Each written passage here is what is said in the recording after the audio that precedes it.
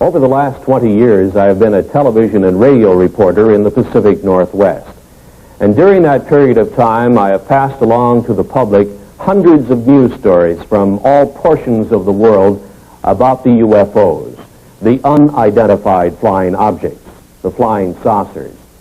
I have seen UFOs, but in all of those news stories, I've detected one missing fact, one incredible, glaring omission. Not one world public agency or scientific group has even offered a partial solution to this most amazing mystery of all time.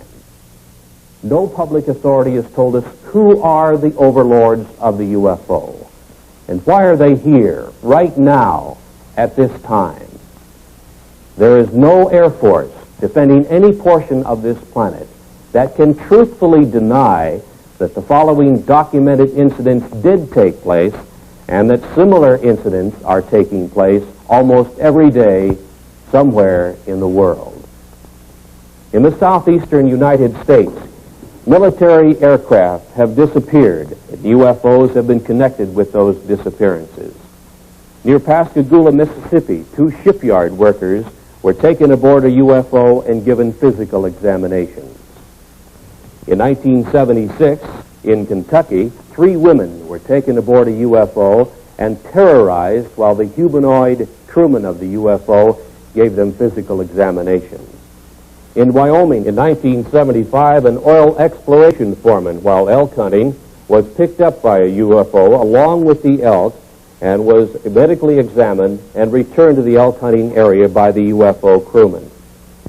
In Arizona in 1975, while working in open country, Travis Walton was zapped away for 5 days and kept aboard a UFO. A few weeks previously, near Alamogordo, New Mexico, a member of the U.S. military was examined by the humanoid crewman of a UFO. Rather than reveal that fact, the U.S. military found duty for Staff Sergeant Charles L. Moody in Western Europe. Before the kidnappers of the UFO, humans seem helpless. The largest circulation newspaper in the United States offers a $1 million reward for decisive UFO information. According to UFO contactees, this is what a UFO humanoid crewman looks like. This is the best UFO photograph in the world. The military took it years ago, and kept it secret. NASA reveals its UFO policy. NASA astronauts have seen UFOs. You learn for the first time what the Air Force Academy teaches its cadet officers about the reality of the UFO. You learn UFO fact, not science fiction. In a surprise ending, you'll see the answers to this incredible worldwide UFO mystery. The origin of the alien intelligences who are the overlords of the UFO.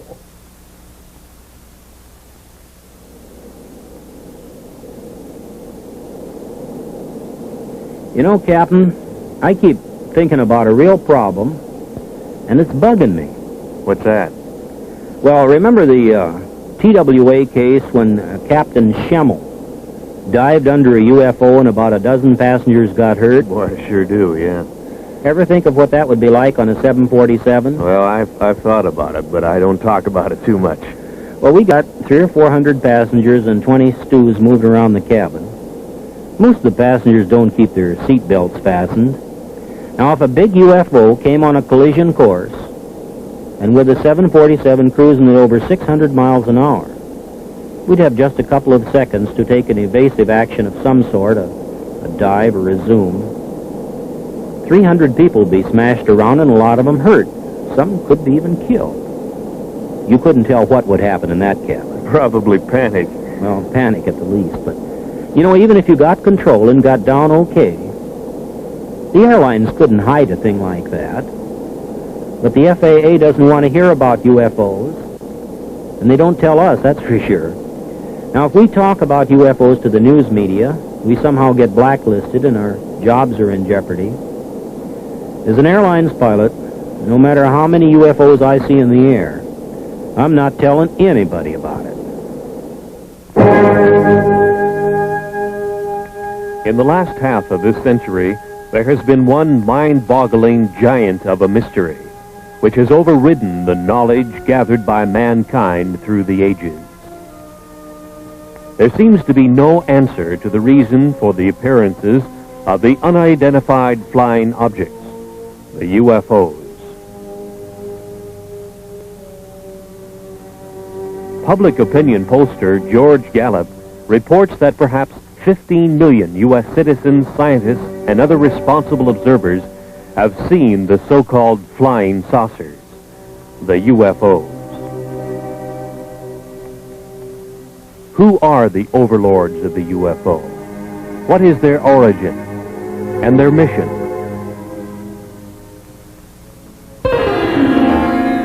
On July 31st, 1952, in the Italian Alps north of Milan, engineer Gianpietro Mangusi took these pictures of the landing of a UFO on the rough ice of the Churchill Glacier.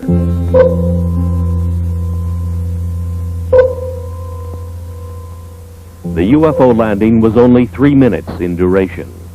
A humanoid in some kind of spacesuit with equipment on his back emerged from the UFO, walked partway around it, and then re-entered. And Mangusi had the pictures to prove it.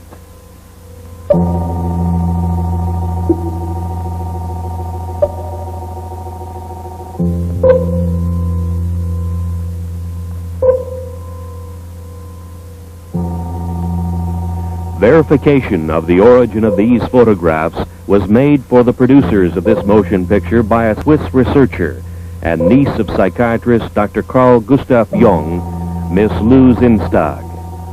Since that time, world newspapers have made note of UFO stories in all degrees, from casual mention to news of an all-out UFO invasion. The mental health of UFO observers was questioned. From 1951, another photograph of a UFO from Riverside, California, showing the very significant bell-shaped configuration with 3 spheres projecting from its underside. This is the most familiar type of UFO and has been seen and photographed worldwide by UFO researchers. Who are the alien intelligences behind this type of space travel device? Are the UFOs friend or foe?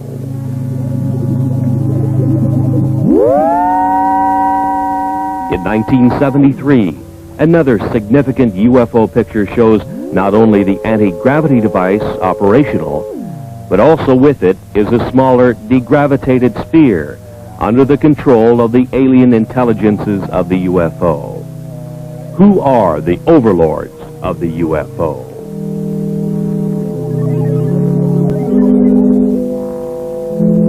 In the Mediterranean, on a Sicilian beach, two small UFOs in the act of materialization from another dimension are observed by excited local citizens. Materialization, a concept far beyond the understanding of modern science, but used by the alien intelligences of the UFO. A PhD in biochemistry on the faculty of the University of Oregon in Eugene took this picture of a UFO in the act of materialization from another dimension. 3 times during the shutter snap interval, the UFO appeared and disappeared, and here is the evidence. The scientist, fearful of the scorn of his fellows, kept his name secret. He had no desire to investigate one of the most incredible events of the science of the coming 21st century, to which he had been witness and to which he had photographic evidence.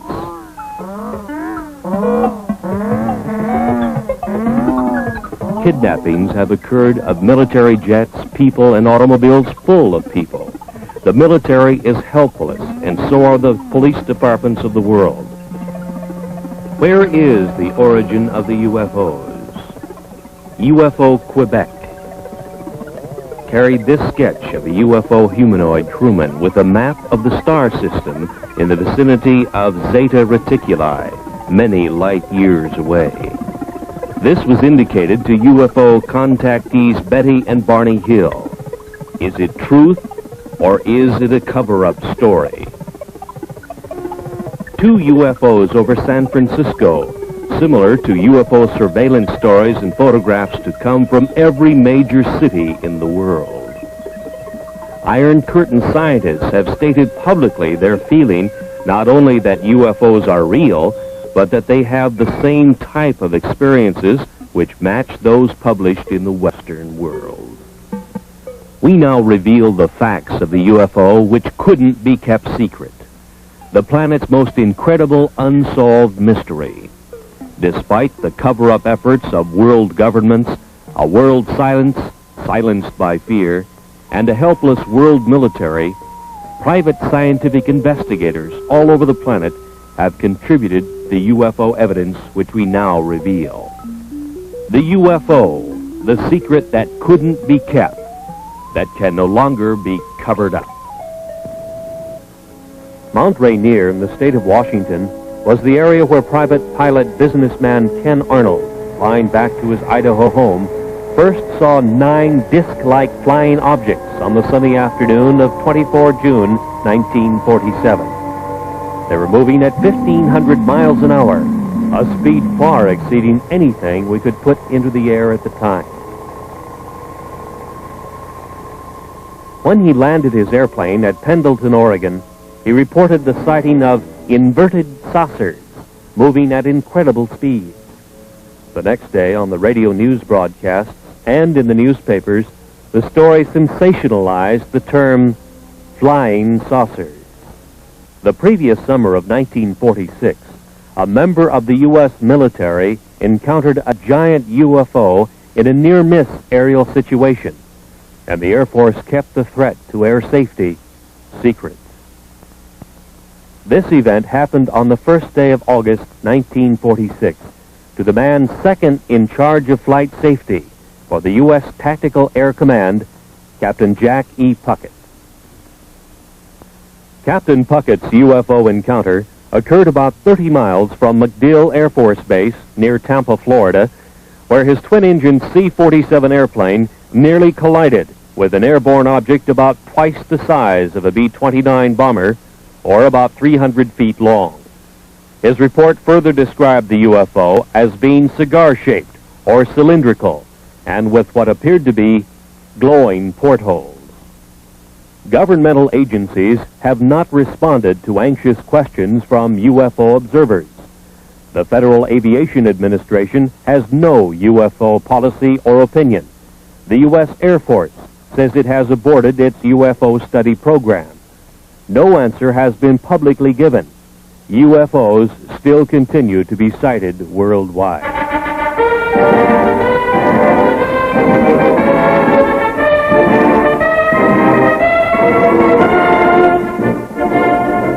At the U.S. Air Force Academy in Colorado Springs, the cadets in training will become the officers who will police our airspace for the next crucial decade. While in the air, in the most complex airborne machines that our engineering science can design, they will encounter the far more sophisticated UFO, which worldwide research has now shown can disable the most reliable electrical and electronic systems of an airplane. The course of instruction at the U.S. Air Force Academy must contain some reliable information concerning the reality of the UFO. Of all government agencies questioned, the most responsive answer to that question has come from the Department of Physics at the Air Force Academy in a letter from its former director, Colonel Anthony J. Maione, who says in part, "In this text, an expanded section on UFOs and extraterrestrial life is included. The section attempts to provide a hopefully unbiased summary of UFO information and concludes, the best thing to do is to keep an open and skeptical mind and not take an extreme position on any side of the question." To further expand on the background we hope our graduates will have, we invited and had Dr. Stanton Friedman visit with us last April. During his visit, he presented 2 large audience lectures and 2 seminars, essentially in support of his subject, Flying Saucers Are Real. I hope you gather that we do make a continuing and real effort to provide our students with all views of current topics. They are expected to come to their own mature conclusions based upon the broadest foundation of knowledge and information that we can provide. Yours truly, Anthony J. Maione, Colonel, United States Air Force, Professor and Head of the Department of Physics. He tells of the text, Introductory Space Science, and reveals exactly what the cadets at the Academy are being taught about UFOs today.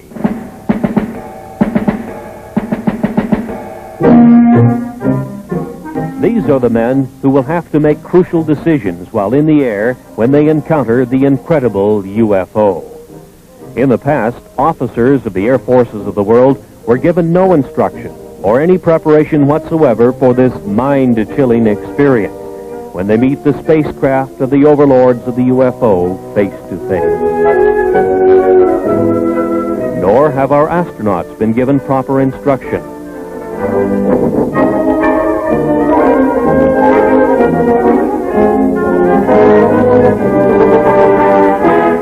From Introductory Space Science, Volume 2, page 466. We should not deny the possibility of alien control of UFOs on the basis of preconceived notions not established as related to the UFO. Our physics may not apply. From available information, the UFO phenomenon appears to have been global in nature for almost 50,000 years. Known witnesses have been reliable people. This leaves us with the possibility of alien-controlled UFOs by visitors to this planet from this solar system or other solar systems.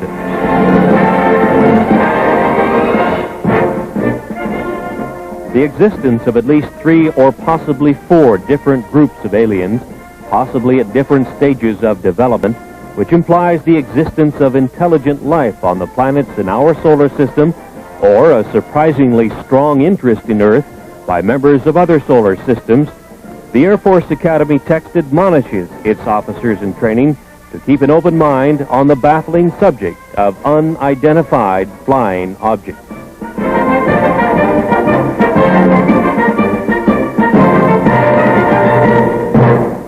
Maybe it's the honeymoon capital of this corner of the galaxy. Maybe the lecturer selected by the U.S. Air Force Academy to establish for their officers in training that flying saucers are real was Stanton Friedman. He had been appearing on the lecture circuit in various U.S. colleges as a UFO analyst with a high level of scientific training. keeping Friedman's tabs. academic background includes a bachelor's and master's degree in nuclear physics from the University of Chicago. His employment background included much high-level work in space science in the area of fusion rocket research and nuclear-powered aircraft. He was 14 years with such aerospace contractors as TRW Systems, Westinghouse, and General Electric. He says UFOs are the most challenging scientific problem of this or any other age.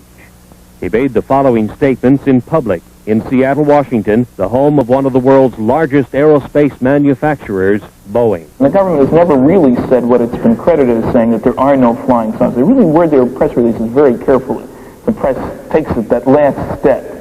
I think every government in the world has three major problems along these lines with regard to UFOs. One, they'd like themselves to figure out how it works, because it makes a great weapons delivery system. It makes anything worth flying look pretty naive by comparison. Two, you'd want to make sure that the other guy doesn't figure out how to duplicate their behavior, because then you have a defense problem. If he's got something that flies like these things, we got a problem because we can't handle it. And three, perhaps most important, a kind of philosophical political problem.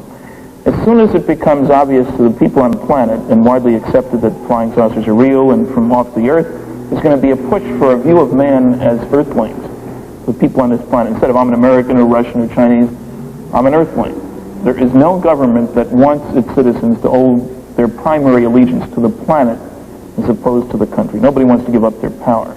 And you know, all these jokes about take me to your leader, that's wishful thinking. What's funny about those is that there is no leader to be taken to. There's nobody who speaks for planet Earth.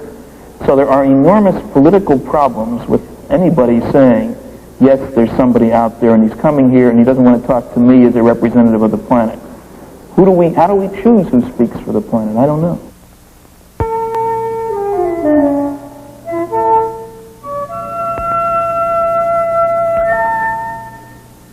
Since the 1950s, it has been easy to point to the millions of suns in space and speculate that somewhere out there is the home of the UFO. That UFOs are spacecraft from some other Earth, orbiting some other sun, just like ours. From a visible sun in the visible universe. Perhaps so, perhaps not. But the UFOs could also be from an invisible dimension, in the invisible portion of the universe, which our science cannot easily detect. Perhaps one or possibly both of these concepts will one day be the explanation of the origin of the UFO. The Air Force Academy text on space science concedes that 2, 3, or even 4 levels of alien intelligences might be involved.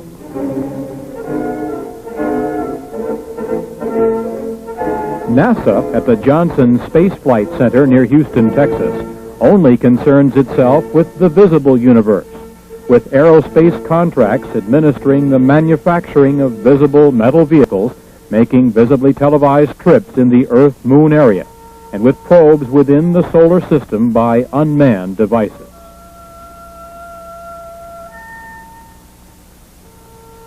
NASA astronauts in their Skylab make a track across the nighttime sky, lit by millions of suns. The activities of the astronauts are minutely planned and carried out, but the framework is that of Earth science as we understand and engineer its applications.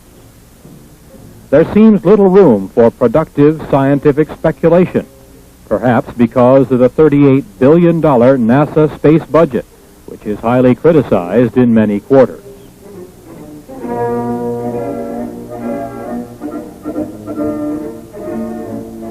It is difficult to explain why the planners of NASA's space program would refuse to admit the spacecraft capabilities of the alien intelligences who built this device, first seen over the Korean battle area in 1952 and photographed by the U.S. military.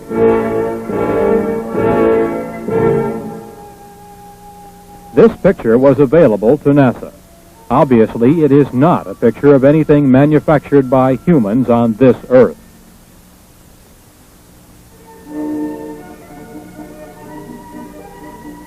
It was classified then and now as an unidentified flying object, a UFO. Can we now identify it? Is this actual photographic evidence that proves that alien intelligences use a spacecraft like this to travel from their dimension to our reality? Is a Watergate-type scientific cover-up involved? Let's now examine that possibility.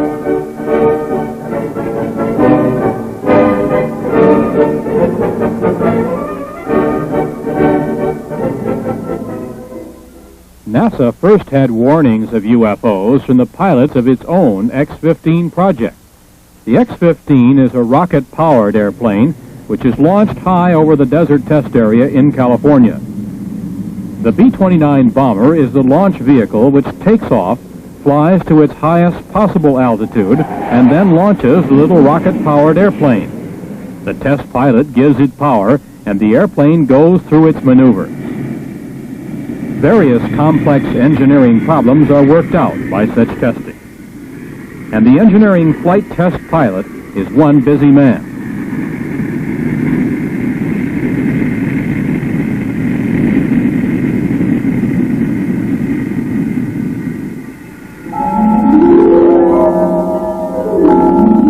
But on May 30th, 1962, test pilot Joe Walton photographed 5 disc-like objects from the X-15 rocket test airplane. The UFOs were very similar to the disc-like objects seen over Mount Rainier 15 years earlier by Ken Arnold. NASA made no public mention of what the discs were, their origin, or any scientific speculation whatsoever about this observance of their X-15 project by intelligences of the UFO.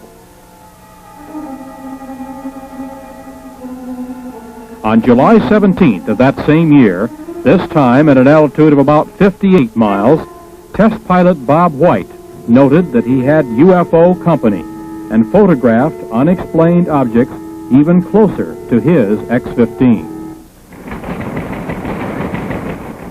Across the nation, news headlines state that 26 astronauts have seen and photographed UFOs. The public is puzzled by NASA's silence on the subject. The producers of this motion picture were answered on 2 occasions by high public affairs administrators of NASA, who stated, "It's not in our charter to investigate the UFO."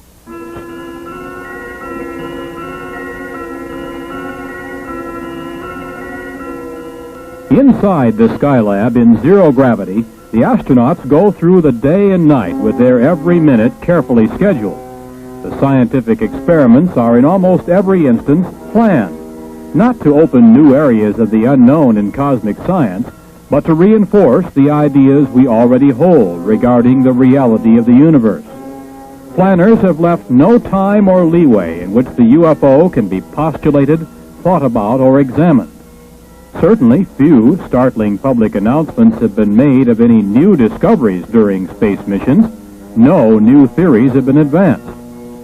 Astronaut Jack Lausma in Skylab 3 saw a glowing red object making its way across the field of his vision. He photographed it from his little planetoid in space, the NASA Skylab. It could have been explained as a meteor glowing red in space, except that there is no atmosphere in space whose friction could heat a meteor to a red glow. Was it a UFO observing Skylab? NASA remains silent.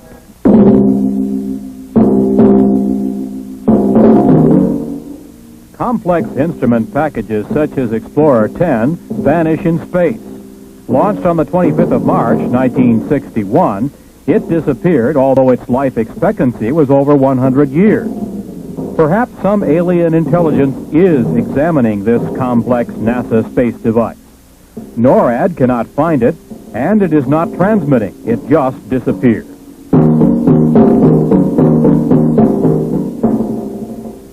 What is the photographic evidence that UFOs are watching our every space move? Why is it so hard for the project managers of NASA to accept the reality of the UFO? Is there a high-level scientific cover-up?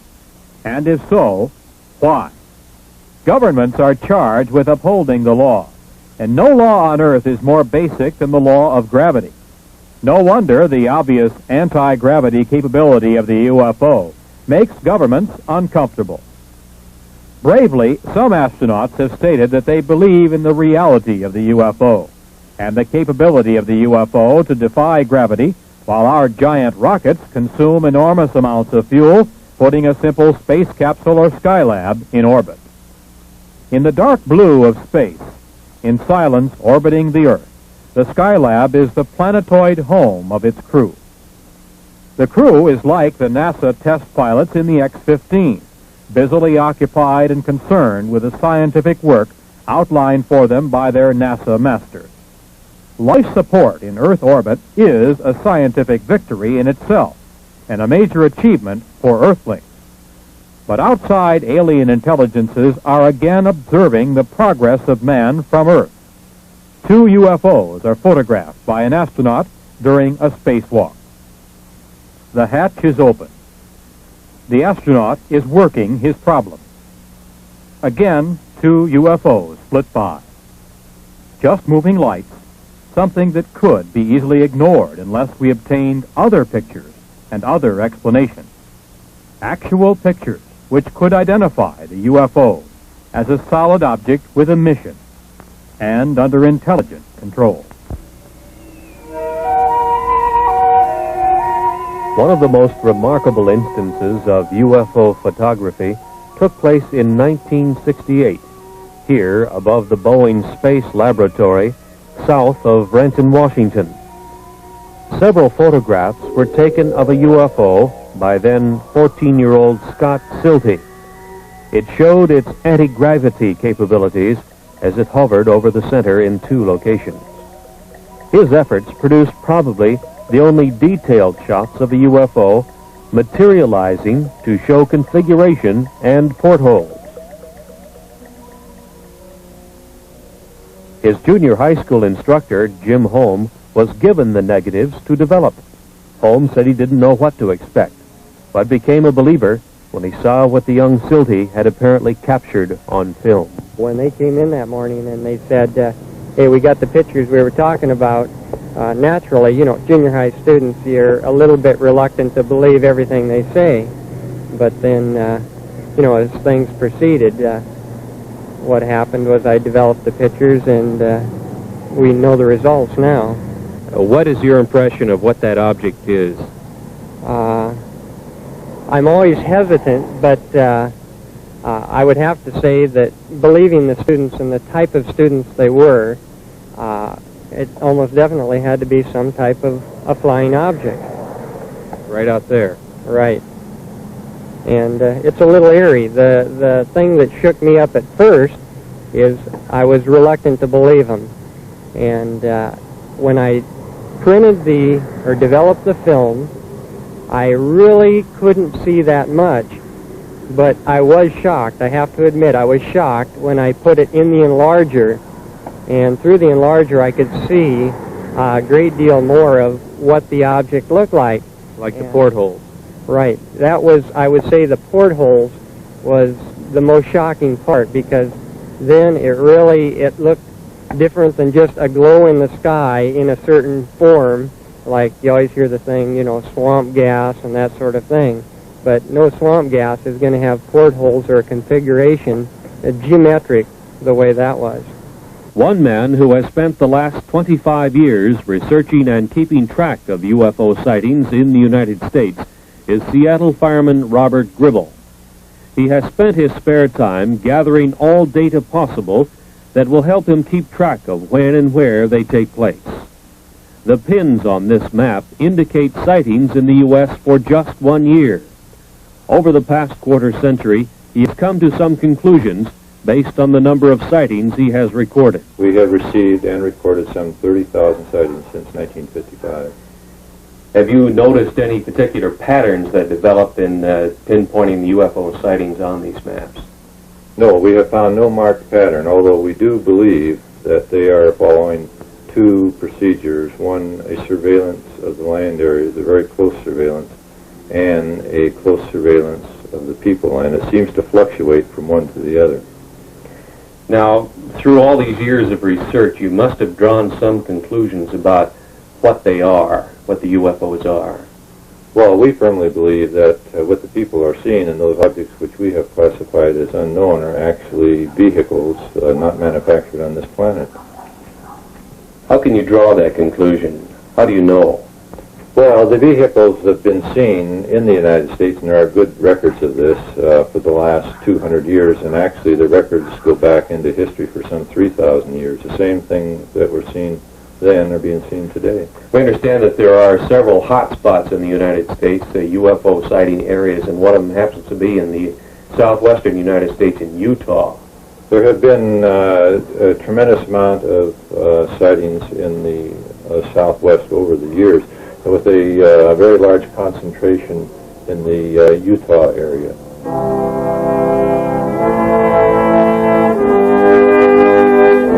The Canadian UFO Report was one of the initial UFO publications to headline the story of the possibility that much of the early Mormon history tells of a contact with an alien intelligence, the angel Moroni. It opens the possibility that the founder of Mormonism, their prophet Joseph Smith, may have been one of the greatest of UFO contactees. Dr. Frank B. Salisbury, on the faculty of the State University of Utah in Logan, and himself a Mormon, does not doubt that possibility. He has stated publicly that he believes that his UFO study has established the probability that the Earth is being visited by UFOs that seem to be using the isolated area of eastern Utah as an Earth base. In March of 1975, a national tabloid newspaper circulated the following story of a UFO kidnapping. The producers of this motion picture interviewed Carl Higdon, who furnished the artist's conception of the android crewman from the UFO who kidnapped him and took him aboard the UFO to elsewhere. Higdon was given a physical examination in a tower by a huge TV-like eye, rejected, and was returned to the elk hunting area in Wyoming, where he was picked up. While on his 8-hour UFO trip, he encountered a teenage boy, 2 young girls, and a man in his 60s, also guests of the UFO intelligences. Upon his return, he suffered radiation symptoms with itching skin and burning eyes. Area Sheriff Ogburn and his deputy Ed Tierney investigated the incident. So did Dr. Leo Sprinkle of the University of Wyoming, who gives us this professional opinion as to the truth of this verified UFO kidnapping. To whom it may concern, my impression of Carl Higdon is that he's a man of integrity with average education, but a keen sense of curiosity about the world around him. He's an outdoors man and seems to have developed good skills of estimating size and distance. Although the sighting of a single UFO witness often is difficult to evaluate, the indirect evidence supports the tentative conclusion that Carl Higdon is reporting sincerely the events that he experienced. Hopefully, further statements from other persons can be obtained to support the basic statement. Respectfully submitted by R. Leo Sprinkle, Ph.D., the University of Wyoming in Laramie. UFO traffic in the Rocky Mountain area of Utah, Arizona, and New Mexico reached a high level in the November, December, and January period of 1975 and 76, with police departments reporting large cigar-shaped UFOs and other UFO types of spacecraft hovering for days at a time over cities in this area. 5 witnesses working in the open country around Snowflake and Holbrook in northeast Arizona had the most incredible personal UFO experience story to tell and passed lie detector tests in their telling of it before police and psychiatrist witnesses. 22-year-old Travis Walton suddenly disappeared one morning as the group was working in the open country. Dwayne Smith, Kenneth Peterson, Alan Dalis, Mike Rogers, and John Golette were involved in the significant UFO kidnapping incident in which a greenish blue light originating from a UFO overhead zapped Travis Walton into an invisible dimension from which he returned 5 days later. His brother tells of the incident. He spent 5 days on a UFO. he thinks. Now, there is some small time loss in there, but for all intent and purposes, he spent 5 days on there. He did come in contact with some beings that are human-like, but they weren't human, and he had quite an experience. He said he doesn't remember anything about a blue light in the first encounter last Wednesday. The blue light that they saw, he said, at that instant, felt like he got hit in the forehead with a baseball bat, and it knocked him out. And he woke up. He was aboard one of the craft, and they never spoke to him. They led him around by the hand. They wouldn't talk to him. They showed him this and that, and when they let him off, he woke up. Did he say they were friendly creatures? Smiled all the time, friendly, never harmed him. They were just as nice as they could be, but there was a total lack of communication, either verbal or mental. And he said that's what made him so upset, that he couldn't speak with them. That's what he was very, very disgusted about that, nervous and just plain disgust, the chance of a lifetime, and they wouldn't cooperate. Obviously, Dwayne, you know your own brother probably better than anybody else. Do you believe the story? I've never seen him play a practical joke in his adult life. A psychiatrist tells of his examination of Travis. Our conclusion, which is absolute, is that this young man is not lying. There's no collusion involved, no attempted hoax or collusion with the family or anyone else. There's a rumor around that there's contracts. There are no such contracts. No motivation for a lie. Any possibility of lying or hoax as you see it? None whatsoever. As we have indicated, UFOs can create a tremendous spatial energy flow. One of the most startling examples of that occurred several years ago on Vashon Island, which is located in the Pacific Northwest in Puget Sound, not far from Seattle, Washington. It was near the tiny town of Vashon that several UFO sightings had taken place in the late 1960s. So the fact that local residents had seen such phenomena was not startling. But the fact surrounding one of the incidents was unusual, to say the least. So it was out in that area? Yeah. On the night of the 19th of February, 1968, Detective Lieutenant Terry Ullman was dispatched to an old gravel pit area west of town. Some young people had seen a UFO, and the King County Sheriff's Office was sent to investigate. The temperature was 50 degrees. Ullman tells of what he saw. Well, there was a lot of ice. It really had no reason to actually be there. It wasn't that cold out. And did it have a certain consistency or something unusual about it? Well, it was 1.5 inches thick and was rather milky and bubble. Mm-hmm. And what was the impression that you had, or why did you have the impression that it was some strange phenomenon that created this?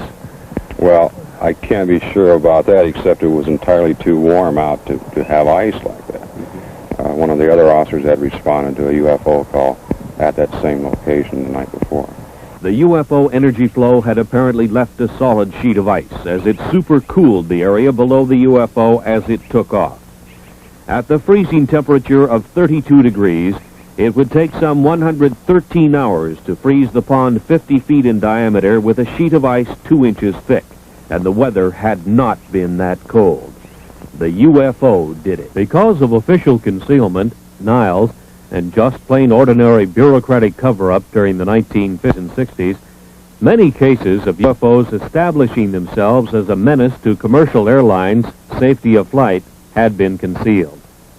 One night, 10 of 85 passengers aboard an American Airlines commercial flight were injured when their pilot, Captain Ed Bachner, took evasive action to avoid a UFO encounter. It happened to flight number 966 on the night of 17 July 1957 on a flight from El Paso to Dallas, just 50 miles east of El Paso over Salt Flats, Texas. The UFO continued along the Gulf Coast to Gulfport, Mississippi, where it turned north. Traffic control radar tracked the UFO, and the military was alerted. In the vicinity of Meridian, Mississippi, the Wing Intelligence RB-47 electronic surveillance airplane tuned in the UFO's emission on its ALA-5 pulse analyzer. As it moved west toward Dallas, Texas, the pulse train of the UFO was analyzed, as having a 3,000 megacycle envelope, a duration of 2 millionths of a second, and a repetition rate of 600 times a second. This was identifiable electromagnetic emission from a UFO, which was also being tracked by military and Federal Aviation Agency radar. The UFO circled Dallas and Fort Worth, Texas, and headed north to Oklahoma City, and continued its track north, followed by the Wing Intelligence electronic surveillance aircraft. This was continued until the U.S. Air Force plane was to run low on fuel near Forbes Air Force Base. At 1:45 on the morning of April 3rd, 1975, some 20 or more law enforcement officers in 5 North Carolina counties pursued a bright, glowing, unidentified alien spacecraft. Newspaper headlines told of a major incident which was, in effect, kept secret from the rest of the nation. Newspapers, radio, and television all over the world remained silent on the stories because wire service editors did nothing to emphasize their significance.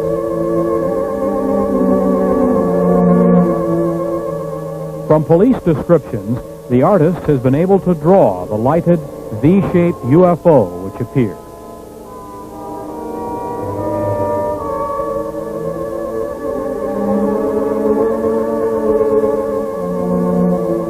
No responsible agency gave to the public any scientifically supported explanation of the origin or mission of the alien space travel device.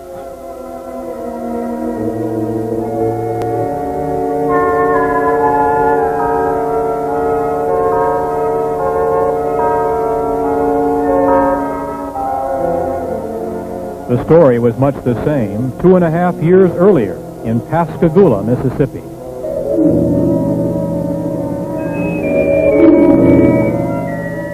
The Pascagoula Press first headlined the story October 12, 1973, and told the nation about 2 shipyard workers, Calvin Parker and Charles Hickson, who had their fishing trip interrupted by a glowing, blue-lighted UFO which landed near them. 2 humanoids took them aboard for a physical examination, placing them under a large TV-like eye.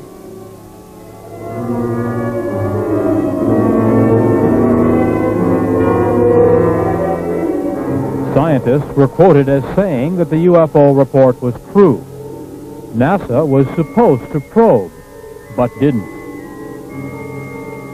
Federal agencies were asked to investigate, but didn't.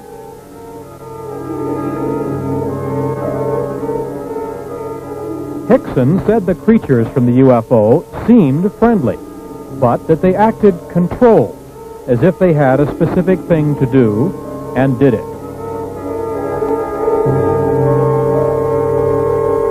They were about 5 feet high, pale and ghost-like, with crab-like hands and rounded feet. As Hickson and Parker were taken aboard, they suddenly began to float on air, became weightless, and totally helpless.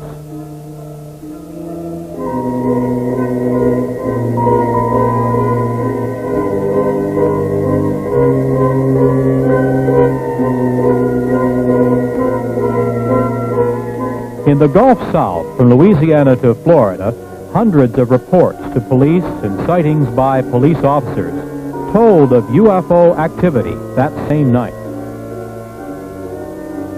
No government agency concerned itself with this UFO kidnapping publicly. Luckily, Hickson and Parker were returned. But what of the kidnapped victims of the UFO intelligences who are not returned? Are the UFOs friend or foe? Or are they conducting a project in which humans become nothing more than guinea pigs? This is serious speculation. Kidnapped victims seem to end up on a missing persons list, and no agency on Earth can locate them. The alien intelligences of the UFO are from somewhere, either in our dimension or from another dimension, which is difficult for anyone to detect. Misunderstanding the complete dominance of man by the UFO intelligences led the city fathers of Ocean Springs on the Gulf Coast to seriously decide to solve the problem by passing a law prohibiting the landing of UFOs in that area. Alderman William F. Dale, Jr. thought the local police should be able to handle it. It almost became a law, but the mayor of Ocean Springs, Tom Stennis, broke the tie vote. He said, "Let's make them welcome." As yet, no world governmental agency has demonstrated the power either to make UFOs welcome or to combat their landings and possible kidnapping. It's obvious that humans are helpless.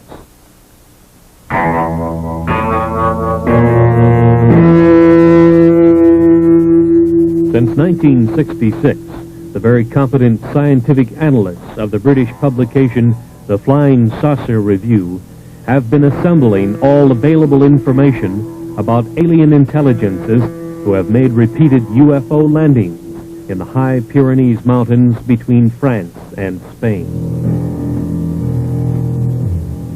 So have the defense authorities of both nations. The UMO intelligences claim they come from what we know as Star System Wolf 424, some 14.6 light years from Earth, 90 trillion miles. Near their home planet, their UFO space travel device enters a black hole in space. A giant energy whirlpool vortex which hurls their spacecraft into another dimension in which time hardly exists.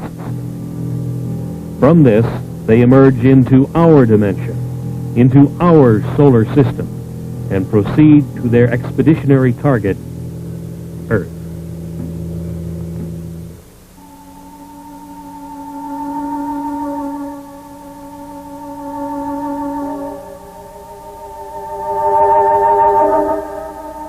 Later, the UMOs were to tell the European investigators that the universe was at least a 10-dimension unity. Perhaps even more, they were not certain. But they knew of and used at least 10 dimensions of reality. Each reality was separate from each of the others. Each of the 10 realities had its own rules of energy manipulation. Even though there were 10 dimensions which were open to space travel, reckless energy misuse in one dimension can disturb the cosmic unity of another dimension and its inhabitants. Telepathy is used to receive knowledge during space travel. The mind, said the UMOs in the quiet areas of space, is especially open to pure cosmic knowledge received by telepathy. Any mentality can receive and benefit from knowledge received by telepathy.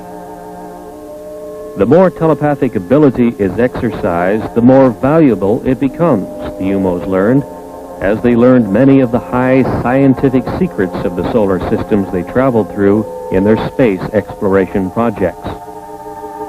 Target Earth was to be another of their cosmic projects.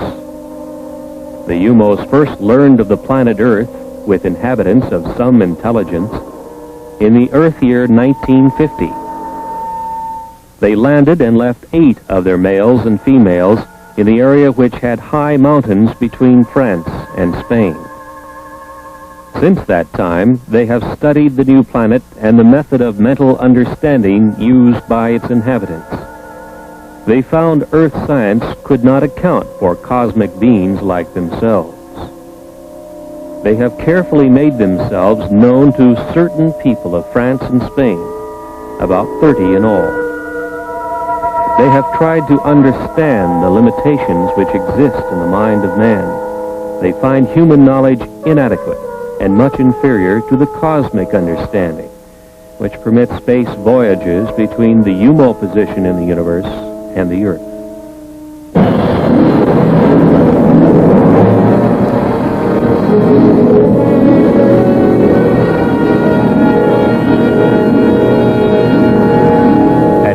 8,000 miles, Jupiter looks to the Earth-developed eye like this. To the UMO, perhaps different. Jupiter's moon, Ganymede, is some 8,000 miles away and moves in its orbit. Its diameter, 3,000 miles. The UMO intelligences took a heat measurement of the Jupiter hotspot. They compared the measurements to that of the surface of their sun and found it about the same. The other Jupiter moons were identified: Europa, Amalthea, Callisto, as they were named by Earth astronomers.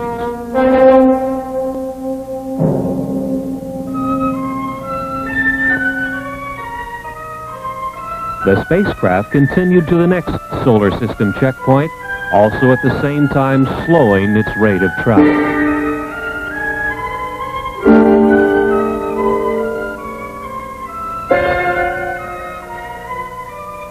Saturn was identified with its strange moon, Titan.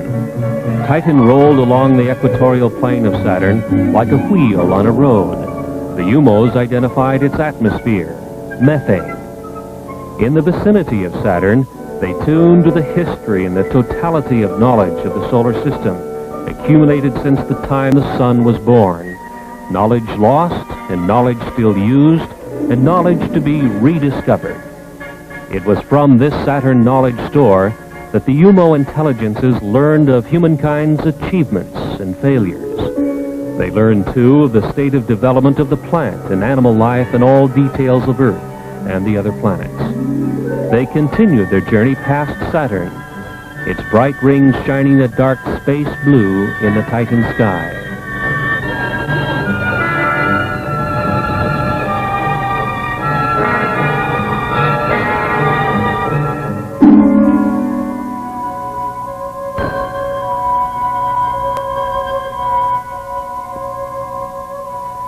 The cosmic voyage continued to Mars.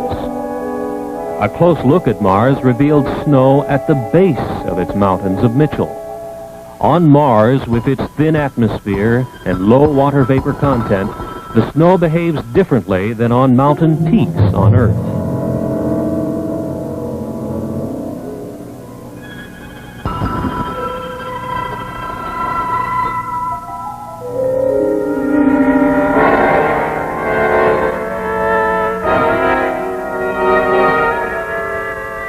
Leaving Mars, they passed scarcely 100 miles from Phobos, one of its two moons.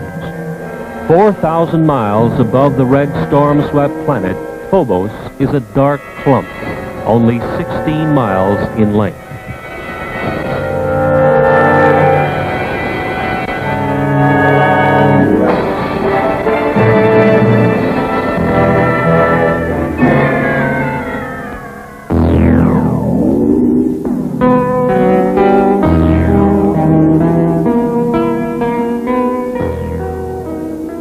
The final checkpoint of the cosmic voyage brought a strange and beautiful sight.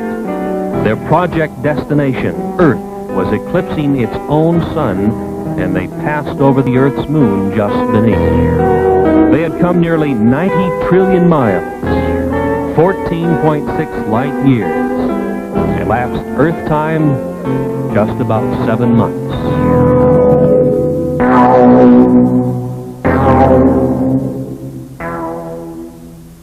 Came now the moment to synchronize the UMO UFO's space travel time with the time of the expedition's target, Earth.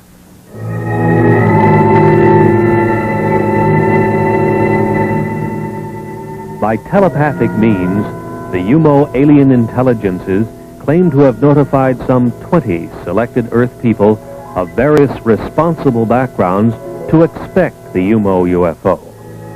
These people lived in Spain.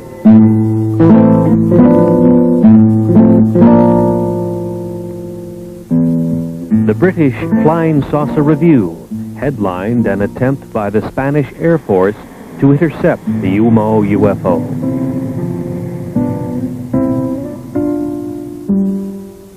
An Andorra radio station employee also noticed the UFO as it neared its destination in the Pyrenees Mountains between France and Spain. The UMO spacecraft, after its cosmic voyage, became visible over the Pyrenees Mountains. and the IH superimposed marking, unlike any alphabetical symbol on Earth, was photographed. The first pictures taken were from the ground near the outskirts of Madrid on February 6, 1966, and again on the 10th of June, 1967. They are known as the San Jose de Valderas photographs, which were published nationally in Spain after thorough investigation by the national magazine Horizonte. During the years since 1966, much of the UMO information has been investigated by competent people of England, France, and Spain. And to this date, such evidence as these UFO photographs appears to be factual. Dr. Claude Poer, Director of Scientific Programs in the French Center for Spatial Studies, stated publicly that a 2-year investigation resulted in staggering confirmation of statements made by the non-earthly intelligences. The French Minister of Defense, Jean-Claude Boré, in a nationwide radio broadcast, confirmed that the national police in France had a great number of statements on file from reliable witnesses who had reported over the last few years UFO appearances. He said he believed the reports tell of scientifically interesting events and that the top scientists of France were making a continuing study of reported UFO sightings.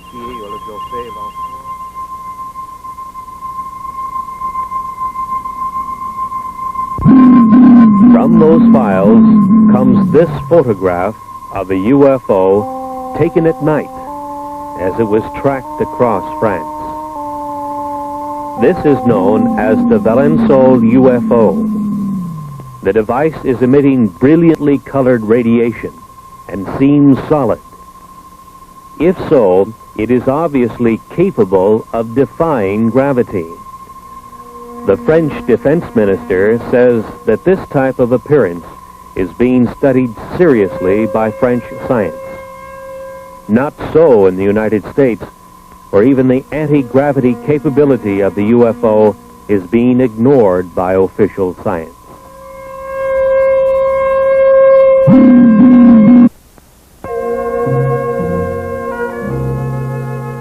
As they said in Spain, the alien intelligences of the UFO may originate from a planet called UMO, 16 light years from Earth, and they may not have.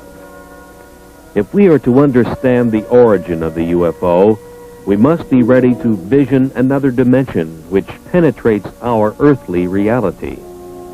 It is a higher energy dimension from which the UFO can materialize to our vision, our cameras, and our scientific instrumentation. It is back into this higher energy dimension that the UFO returns to report to those who sent it out. The crew of the UFO is an especially designed robot humanoid which was produced to do its job in both dimensions. Target Earth is a long-time intelligence and sample gathering project of the aliens of the UFO. The incredible energy manipulation which enables UFOs to move between dimensions seems to occur underwater.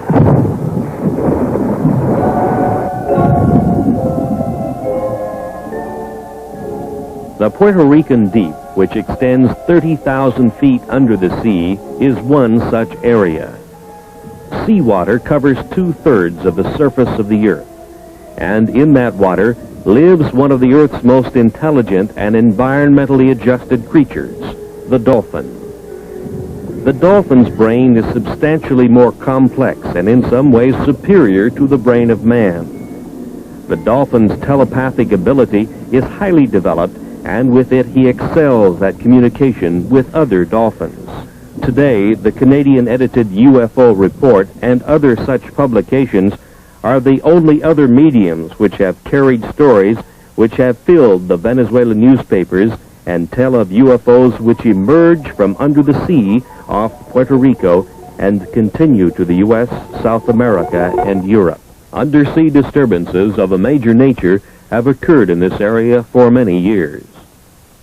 The National Oceanic and Atmospheric Administration's NOAA satellite had communications blacked out many times as it passed over the area some 800 miles up in its orbit, reported Dr. Wayne Messigian of Longwood College in Farmville, Virginia. In 1945, the U.S. Navy lost 5 torpedo bombers and a large 4-motored flying boat searching for the lost Navy pilots. Commercial and private airplane pilots have seen their aircraft under this strange influence lose instrumentation and electrical control. Airlines issue denials and pilots are afraid to talk in public because of fear for their jobs. In March of 1973, a series of events near Caracas, Venezuela, a few hundred miles to the south, established what may be a link between the very deep ocean areas of the Caribbean and the UFO. On March 22nd, hundreds of people witnessed a pair of flying objects trailing blue smoke as they approached from out of the sea and then hung motionless near the Caracas airport. Then, with a shrieking sound and a burst of orange flame, separated and vanished, one to the east and one to the west.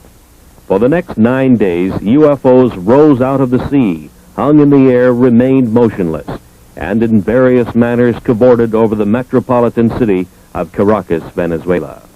The Caracas newspaper, Ultimas Noticias, carried the UFO stories and reached the conclusion that thousands of its readers are now convinced that by evidence of their own eyes, UFOs have an undersea base in the Caribbean. UFO traffic into and out of the sea was seen by hundreds of witnesses. Other water areas have also been the site of UFO traffic. Teleportation occurs in the vicinity of a UFO. In May 1968, a well-known Buenos Aires attorney, Dr. Gerardo Vidal, and his wife and children, in a Peugeot 403, were teleported 4,100 miles by a UFO and put down near Mexico City unharmed. This Ford was teleported hundreds of miles in South Africa because it was near to a UFO which degravitated it and transported it, says the Flying Saucer Review.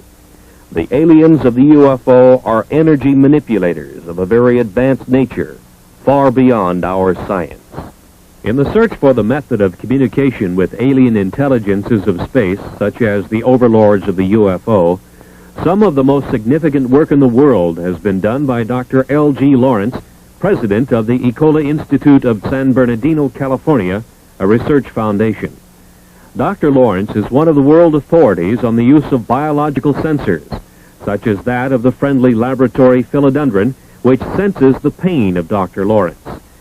As he purposely burns his thumb on his hot pipe bowl, the biological sensor, the plant, reacts with a squiggle of recognition of Dr. Lawrence's pain on the laboratory instrumentation. This is known as the Baxter effect. Dr. Lawrence developed his 3-ton stellatron for sensing biological messages which might be running free in the universe. He sets it up in remote areas, and it is shielded from all electromagnetic radiation, such as all radio and TV radiation, for instance. It can be influenced only by the etheric or bioplasmic pulses that influence plant and animal life. On October 29, 1971, and again in April 1972, on the Mojave Desert in California, intelligent communication from the direction of Ursa Major was received. One star of that system we know is the North Star.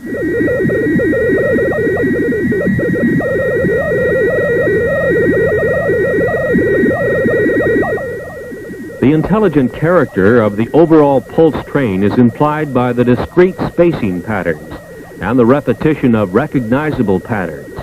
Again, for the first time in public, you now hear the modulated signals, a message as yet undeciphered, which originate in outer space.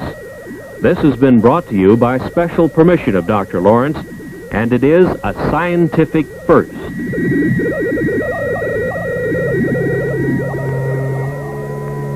Dr. Lawrence reminds us that radio telescopes, such as this giant multi-million-dollar installation in Puerto Rico, have had no results whatsoever in either sending or receiving messages in space.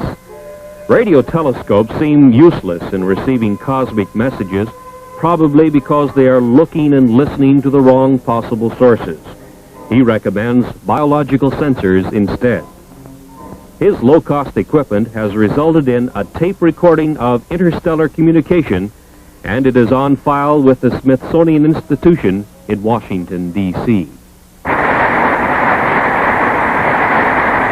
There is perhaps no more convincing witness to the UFO than the world-famous Israeli psychic URI Geller, whose mind-boggling extrasensory powers have baffled millions of people all over the world.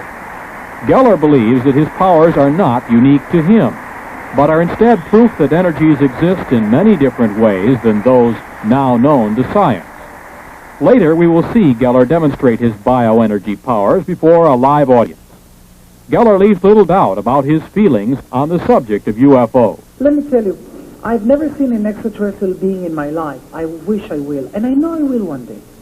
You know, maybe they're even around us, and we don't even know. Maybe they look like people. But I have seen UFOs. But other people, I'm sure if I'll ask who saw UFO here, some of you will raise your hands up because they exist. I shot pictures. As a matter of fact, I had a fight with my publisher because I wanted to publish the picture of the UFOs that I took in the book, and he said no because it cannot be, it will be against your credibility. And I did it in the end because I'm not going to back away from the truth. I once seen... 1 minute. I once drove in the Sinai Desert. Do we have another minute? Yeah, go ahead. I once drove in the Sinai Desert, and believe me, with a high colonel and his driver, me and a doctor, and suddenly, in mid-air, in Sinai Desert, it's clear, it was 5 o'clock in the afternoon, we saw this huge object that looked like a cigar shape, hanging in mid-air. And let me tell you, it was as big as 3 New York blocks, and it was dark. It didn't look like a flying saucer, it looked like a cigar shape. And I was shocked. And immediately, I get goosebumps when I talk about it. I told the driver, please, and the colonel, and you know what? They didn't see it. And they said, what are you looking at? I said, my God, can't you see that thing in the sky? They couldn't see it. So I think sometimes, what is really going on? Is it really implanted in my mind? Is it really not out there and only, or is it there and only the people who believe in it can see it? I don't know. There are questions that I can't answer myself. Some call him a magician. Others call him a sorcerer. Some even call him a messiah. But whatever they call him, the world has never seen anyone quite like URI Geller. So when Geller recently toured the United States, it was no wonder the crowds turned out to greet him, to witness his powers, and to line up for autographs on the cover of his new book.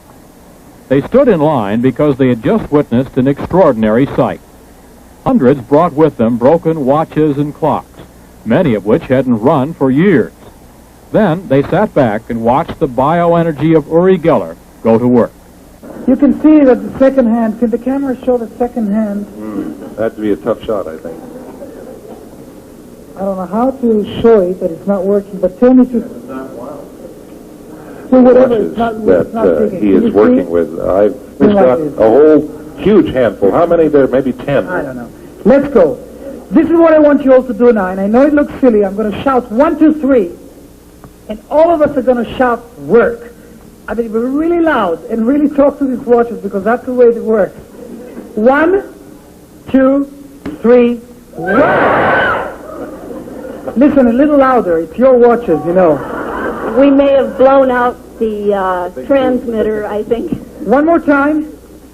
1, 2, 3, work! Hold it for me for a second. Okay. Now what I do is I sort of finally put an energy into it, and I say work, and I just talk to these watches, his left hand over and I'm sure most of them will... And just clenching his fist. He's clenching his fist over and over, just above the watches. It's working. This is working. It is. Okay, here's a watch that's working. Another one is working. Hand them to me and I'll try and identify the watch. It's a very ornate... This is also working. Jewelry, bracelet watch is working. The second hand is sweeping along on this... Working. It's working. Here's another one. Working. This is a Timex. Here's a Seiko watch.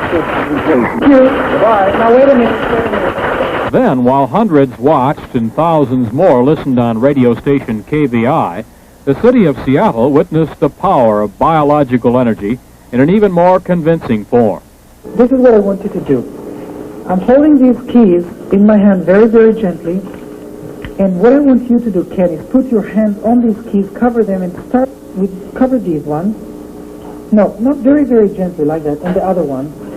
Now, this is what I do. The little boy that's helping Uri has his hands covering the keys that are in the palms of Uri's hands. And by the way, these keys are not mine. And I'm concentrating now, and I want something to happen. Can if you feel anything in any hand, tell me. If you feel any tingling sensation or heat or... Where do you feel it? The keys are in Uri's hands. The little boy is holding his hands over the keys, but... All right, now start concentrating, Ken. What you will have to do is you have to say, Ben, I hope you have enough feeling there, because I don't know how long this will take. Uri's hands are flat. His thumbs are up in the air where everybody can see them. Something is happening here. And he thinks something is happening. He has now discarded the keys in his left hand. The boy still is covering the keys in Uri's right hand. Uri, incidentally, is left-handed. Now lift your hand, Ken. Lift your hand. Do you see any keys bending? I see one. Oh, yes, this is bending. One key Wait a minute, I have to show this to the TV. Yeah, this key is going. Yeah, wait a minute. Yes, definitely. It's a big, thick brass schlag or schlager type of key. I don't know what this just key like is the one he for. bent last night Well, for you us. see what I'm doing is I'm stroking it very, very gently, and yeah, it's curling up more. I don't know You see how that, well Ken? you can see it. It's really happening, huh? It's bending even more. Yeah, this will curl up a little more here. You see, I'm putting an energy into it. Can you see this from the... It's incredible. There's absolutely no heat. Ken, touch the key, and you'll see the touch it under where it's bending. Do you feel any heat? There's absolutely no... You do feel it. But there's really no heat. It's, you touch it. I mean, you can see there's really heat or no. No, it's just the body warmth. Body warmth, and it's continuing to bend. Just want to show it to the camera. Can you see that? Oh, look!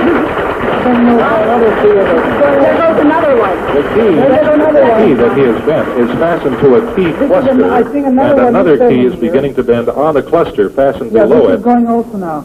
But let me just talk to everybody, because the TV camera is so... To back up the biological energy demonstration, Geller called on others in the audience to check for keys which may also have responded to the presence of Geller's energy. The Seattle Post-Intelligencer told the story of hundreds of radio listeners whose keys mysteriously began bending right in their pockets. In the audience, there were others who found themselves a terminal for the newly demonstrated source of power. Keys in the audience belonging to people here who are bending. And we've seen keys, a couple of women have shown him, which are beginning to bend. Here's a lady who is gray-haired, and she's just handed him a key. That is bent. And it is beginning to bend. Very slightly, but noticeably. It's unreal, because you know what's unbelievable here? That usually the kids that are coming to me, that their keys bend, and usually it happens to children. Why? Because children are more open-minded to this. I mean, look at these keys, they're totally bent. Would you say that it's necessary for a person to believe they can bend before they will bend? You see, a child believes that he can bend a key because he's totally innocent to it. He totally believes that his key can bend, and it does. And it starts, and look, I mean, these keys are, I mean, you can't use these keys anymore. The scene is in the southeastern United States, and the photographer, Todd Anthony, is out to take his first trial pictures with his new 8mm motion picture camera. He goes to his local airport to photograph the action of a commercial airliner making its landing. The airplane makes its approach, and following it comes the big surprise, a UFO. The UFO, exhibiting anti-gravity capabilities, follows the airliner right down to the surface of the Earth to its landing. The UFO is a bell-shaped type, which has been seen and photographed all over the world since the 1950s. From Australia to Western Europe to South Africa to Mount Palomar in California, where George Adamski made excellent still pictures, all with the same bell-shaped configuration with 3 spheres on the bottom. There are some very significant things about this UFO type. Under the bell-shaped hull are 3 spheres.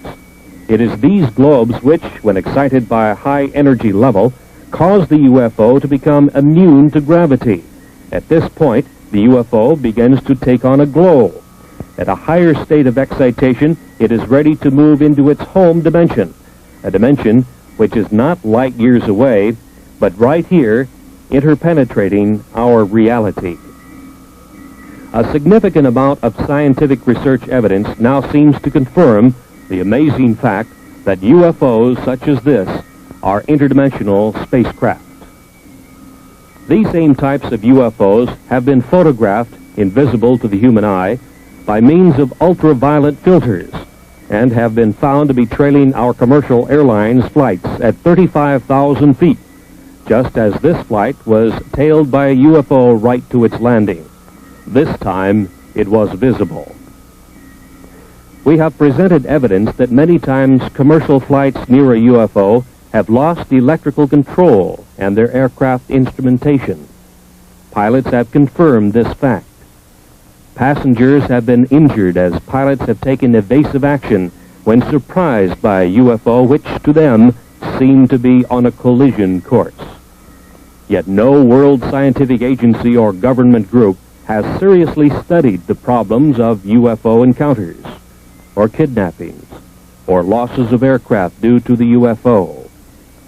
Is the UFO mystery truly a scientific Watergate, an incredible and dangerous cover-up? Understanding of the UFO may be beyond our science and political system, but it is not beyond the human mind. The alien intelligences of the UFO and the human earthlings are all common inhabitants of the cosmic energy intelligence continuum. Dr. Lawrence at Ecola Institute showed us with his stellatron that the alien intelligences of the UFO might be in cosmic communication by use of a high-level energy which we know as etheric, bioplasmic, orgone, or nearly 100 similar names. But it is unrecognized in our science and in our civilization, which runs and communicates on the energies of the electromagnetic spectrum. URI Geller mentally directs his biological energy and that of other people, and they bend metal keys. In the vicinity of UFOs, aircraft lose electrical control and instrumentation, and without doubt their structural integrity is also affected by this energy which bends keys. Other more incredible things are happening. During a single year, for instance, nearly 10,000 head of farmers' livestock have been mutilated in an area from Texas to eastern Oregon and Washington. Police and agricultural scientists alike are helpless. No flying predator exists which mutilates an animal's tender parts or swallows it up completely, leaving behind a bare skeleton. UFOs can be blamed, says the University of Wyoming student newspaper. There is now striking evidence that the cause is not a configurated UFO spacecraft, but what is mistaken for a UFO is something just as new to science. Invisible flying predators, which can be photographed with the aid of an ultraviolet filter 18A and Ectacolor film. This was first accomplished by Trevor James Constable, a UFO researcher for a quarter of a century. Constable, in Southern California, builds equipment which gathers orgone energy, or etheric or biological energy. Years ago, he noted that his energy-gathering devices attracted invisible critters. He also photographed them at 35,000 feet through an ultraviolet filter near a commercial jet. They were invisible to the pilot. This is an artist's drawing by Don Dixon of one of the frames of the research camera's film showing the invisible flying critter. Apparently, the predator sought by farmers and county sheriffs nationwide is the animal killer. The invisible flying predator. There seems no other explanation of what has happened to the thousands of mutilated animals. Once again, a new scientific door is opened, and through it we see invisible animals which can fly by degravitating themselves and which seem to live off the biological energy of other land-bound animals. that may or may not have any connection with the spacecraft UFOs, but it seems they have been mistaken for configurated UFOs with their humanoid crewmen, bound on their separate mission of the study of the Earth's inhabitants by means of kidnappings and sample gathering of Earthman's devices.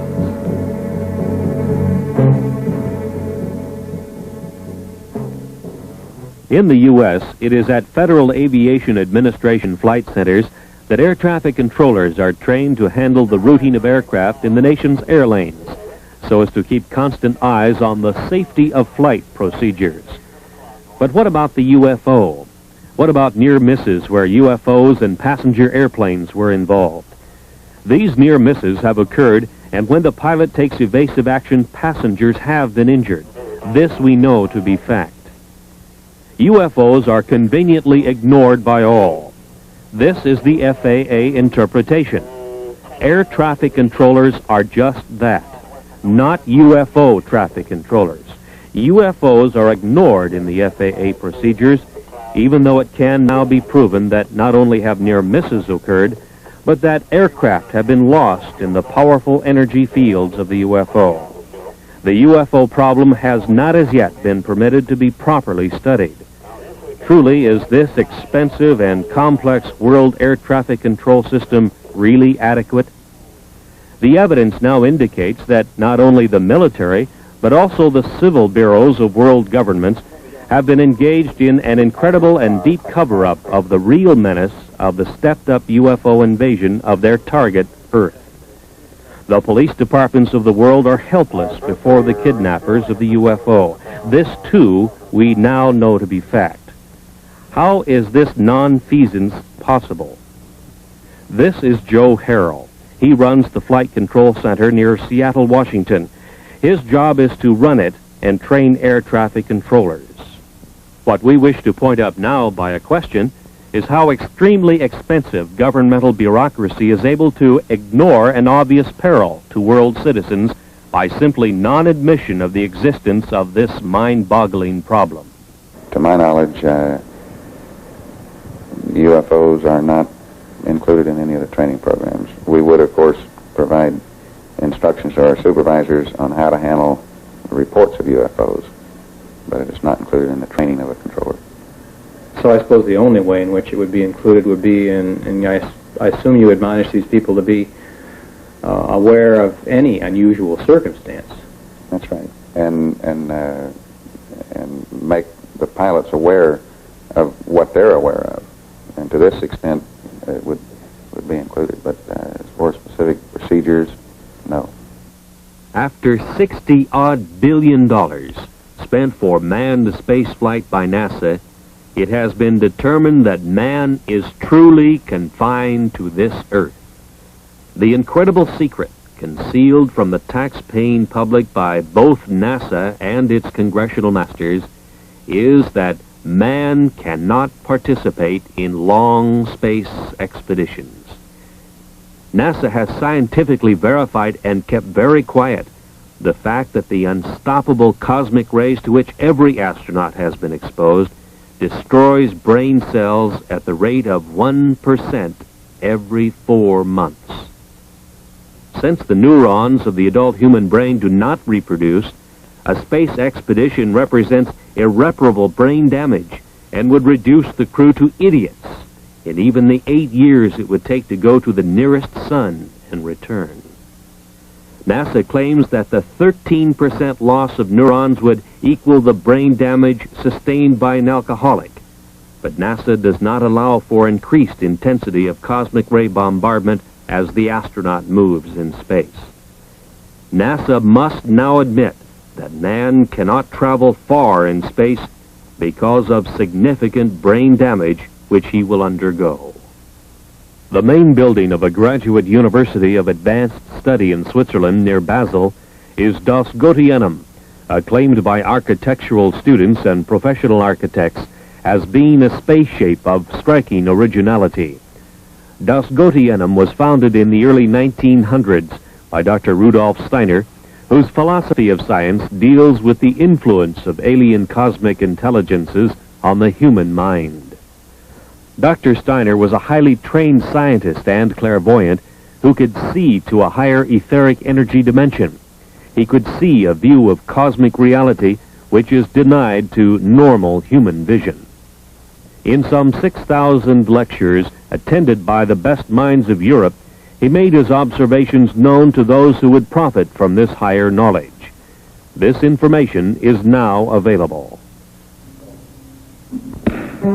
Knowledge, the key to the secrets of the universe. Man's pursuit of the mystery surrounding the UFO and the Etherians continues.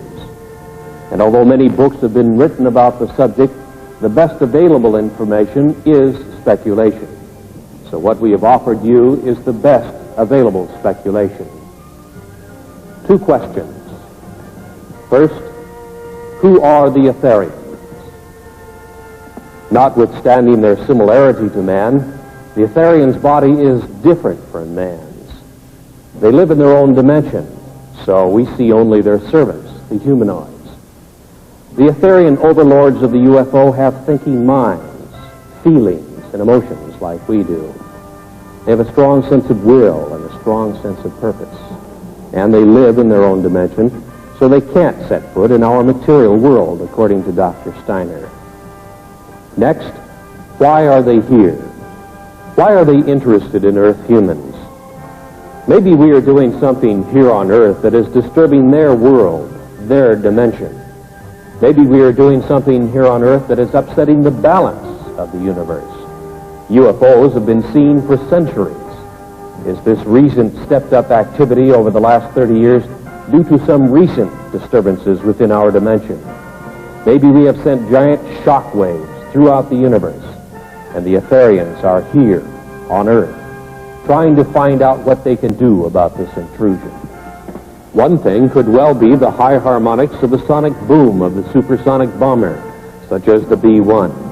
An interdimensional space quake could have sent shock waves into their dimension. And of course, atomic devices could be another element that is disturbing beings in other dimensions. But the Etherians seem to be sampling our dimension by human kidnappings and the taking of animals and the taking of sophisticated electronic devices made by our Earthman scientists. The Etherians seem to want to know what we are doing, and we had better know too. Think about what we are doing to ourselves, because it could have a profound effect on beings in other dimensions. And this whole question about UFOs could be a much larger question than devices simply flying around in our airspace. We will meet the Etherians, the overlords of the UFO, when we are worthy.